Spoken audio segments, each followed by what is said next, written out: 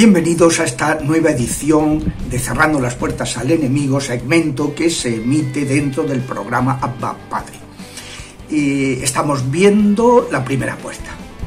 Estamos viendo que no cabe, que lo más básico para cualquier proceso de liberación es la conversión personal. Y para eso pues hay que ir detectando, hace falta que la persona tenga un acompañamiento espiritual y vaya detectando pues sus apegamientos desordenados, que con ese acompañamiento pues que vaya descubriendo en qué cosas tiene que corregirse, ¿no? En qué cosas tiene que ponerse al alcance de la gracia de Dios para que el Señor le perdone ese pecado, le arranque esa inclinación desordenada. El primero de todos esos ídolos que hay que arrancar y que está más en el fondo es el ídolo del racionalismo. Yo siempre que se empieza un proceso le recomiendo a la gente, mira, haz un test, el cuestionario de ocultismo y lo vas rezando y luego también una vez al día haces la oración de perdón. Cuando acabes el mes de abjuración del ocultismo, entonces pasaremos a un segundo paso y se van dando pasos.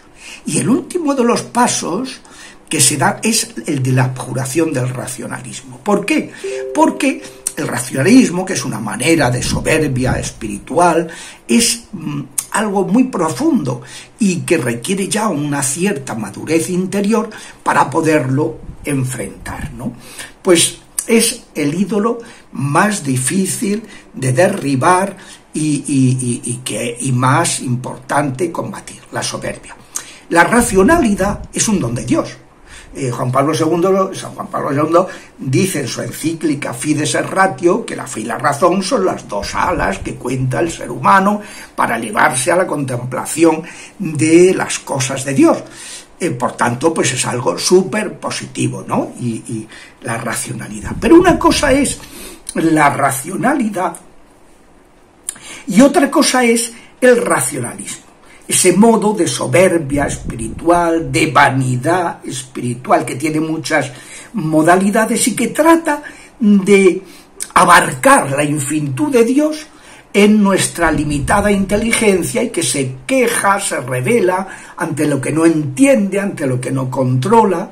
¿Cuánta gente que se ha enfadado con Dios porque ha acontecido algún suceso luctuoso en su vida, la muerte de un ser querido, y lo reprocha a Dios? Dice, pero si Dios no es el causante de la muerte, si el que ha metido la muerte en el mundo, léete el capítulo 3 del Génesis, de las primeras páginas de la Biblia, donde se explica que la muerte entró en el mundo, como dice también el libro de la sabiduría, por culpa del diablo. Échale la culpa al diablo, no se le eches la culpa a Dios. Bueno, va y se enfadó con Dios porque Dios me ha quitado a mi hijo, me ha quitado a mi madre, me ha quitado a mi hermano, lo que sea, me ha quitado a mi cónyuge, y entonces se enfada y es racionalismo, ese quererlo controlar todo. Miren, en el libro de Job, que Job es un sufrimiento del inocente, vienen los amigos de Job a consolarle, entre comillas, porque para esos amigos mejor no tener amigos, y le dice, algo habrás hecho. Entonces Job dice, oye, yo sinceramente yo no he hecho nada para merecerme todas estas desgracias. No he hecho nada. ¡Qué soberbio eres! ¿Cómo puedes decir eso? Estás culpando a Dios. Yo no estoy culpando a Dios. Estoy diciendo que yo no entiendo de dónde vienen estos palos, ¿no?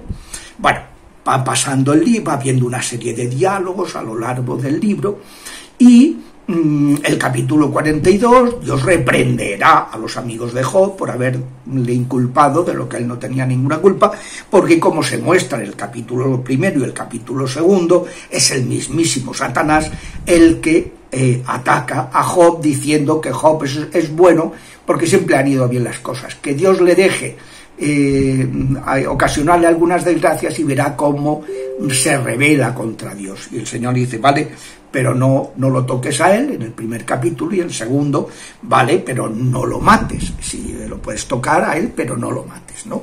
Y se demostró que efectivamente que Job no se rebeló en ningún momento contra Dios. Pero en los capítulos 38 y 39, Yahvé le dice, a ver, Job, tú no te has rebelado contra mí. Tú has estado súper deprimido, súper abatido, pero sí hay una cosa en la que has fallado, en la que has has pecado, que es de racionalismo, has querido entenderlo todo. Y no, hay muchas cosas que el ser humano, nosotros no somos el creador, hay un solo Dios creador. Nosotros somos criaturas y entendemos de la misa a la mitad, y la mitad de la mitad de la mitad. Y entonces, ¿cómo pretendemos abarcar la infinitud de Dios? Y le va diciendo Yahvé, a ver, pero tú estabas cuando yo hice los montes, cuando separé las aguas, tú sabes cómo paren las gacelas, tú sabes, y le va mostrando pues cómo él, y es el Dios que controla al Leviatán y que controla a los demonios, que es el tal, o sea, va haciéndole ver a Job que se ha pecado de racionalismo. Es un punto muy importante, porque además muchas veces lo que pretenden los demonios ocasionando estas desgracias a la gente es precisamente que la gente dude de Dios, sospeche de Dios. Esto que hicieron en el siglo XIX los llamados maestros de la sospecha, Freud en el plano sexual, Dios es un enemigo de nuestra felicidad sexual, Marx en el plano social, Dios es un enemigo de nuestra felicidad social,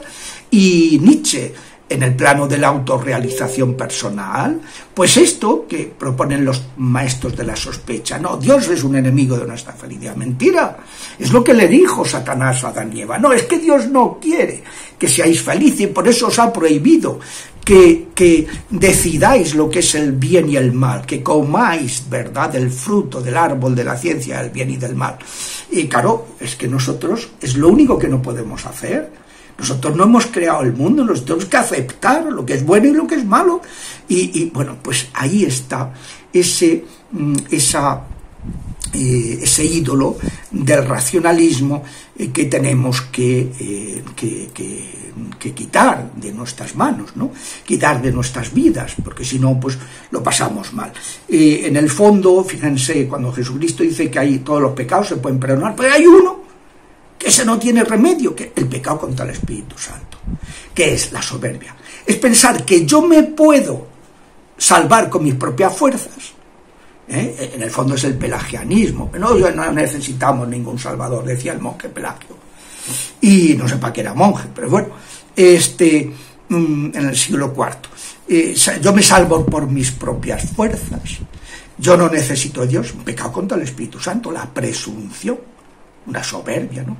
Y claro, cuando uno comprueba que eso no es posible, la desesperación, no me puedo salvar, no tengo remedio.